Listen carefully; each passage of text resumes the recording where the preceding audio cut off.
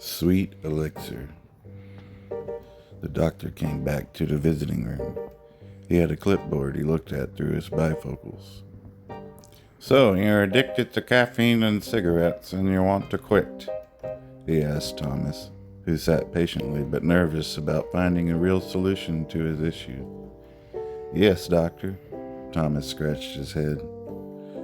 "Well, there's a number of proven treatments that I can put you on. However, your insurance is quite extensive and will cover experimental drugs."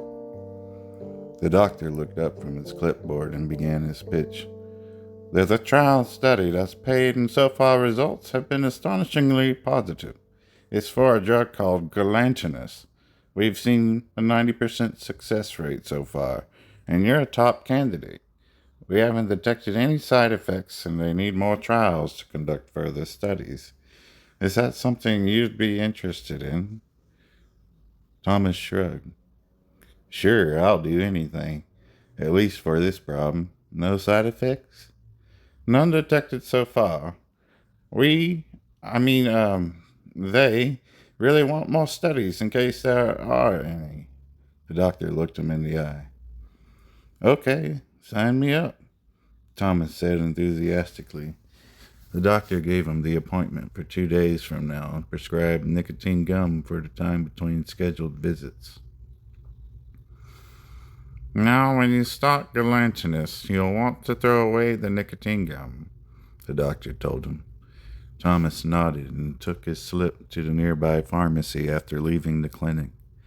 He scratched his dirty blonde hair as he peered with his beady eyes at the hard-to-open gum packets. The clouds were gathering and a storm was incoming. He got in his car and went home for the rest of the daunting weekend ahead, without energy drinks or cigarettes. He chewed and got sick a few times, but then he chewed the gum some more. His appetite was increasing, and the gum only made him sick 1 out of every 2 instances he used it. Finally, Monday came, and he arrived at the Aerial Research Clinic. They took his information and had him fill out several quizzes and packets of questions. They took his urine and blood, his blood pressure, and weight. After the hoops were cleared and the bumps were jumped, it was time for him to be administered galantinus. Thomas had worried that the drug would be a shot because he hated needles. To his surprise, it wasn't a shot, a pill, or patch, but a glass of clear liquid with yellow tint of color. "Drink this once a day in your water. Do not drink this with caffeine, as all the warnings you read beforehand clearly state."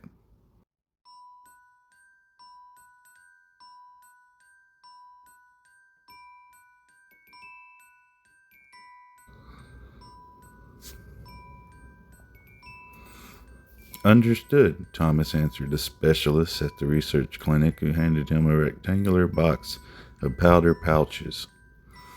He would empty the contents into a glass, pour in cold water, and stir. He was instructed to not drink any caffeine for 2 hours after use, but Thomas had already been cutting back and wanting to quit caffeine completely anyways.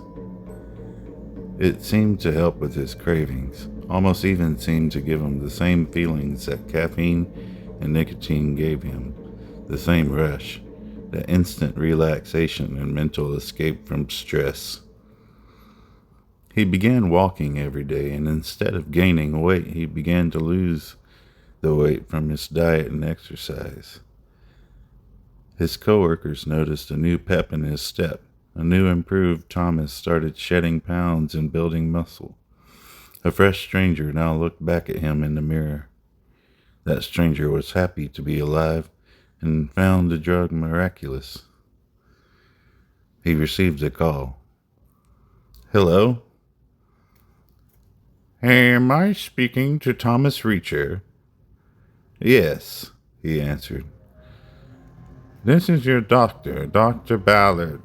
About that drug trial. They gave you a year's supply, and we're now told we have discontinued the drug trial and suspended any approach to releasing it on the market. We need you to bring in the rest of those packets.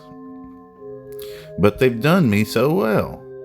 Yes, I'm afraid it's quite misleading, your weight loss. It's not from dieting, exercising, quitting anything. It's the glutinous. You see, Mr. Reacher, the drug trial had a study 6 months prior to yours, and we found in the older studies of people who have taken it longer, extreme bone degeneration began to occur in most patients. The doctor paused. We need to put you on a bone growth plan using steroids and another drug and diet plan. I'm so sorry. The doctor sounded heartbroken and scared. Thomas hung up. He ignored the doctor's word and took his powder as usual. A week later, he began his morning jog. He jogged to the park and made a few laps and started to trot back home. He must have had the doctor's words in his mind as he crossed the road that took him home. A truck pulled out and hit him, knocking him over to the curb. His body couldn't move. The ambulance came. The tech asked the driver over and over again how fast they were going. Like I said 100 times, I was just backing out of my driveway. I barely hit him. His bone fractures in all parts of his body suggest his bones have been deteriorating very rapidly, one tech said to the other. Thomas laid in the hospital bed, with cracks running through all of his skeleton. He had no chances of surviving.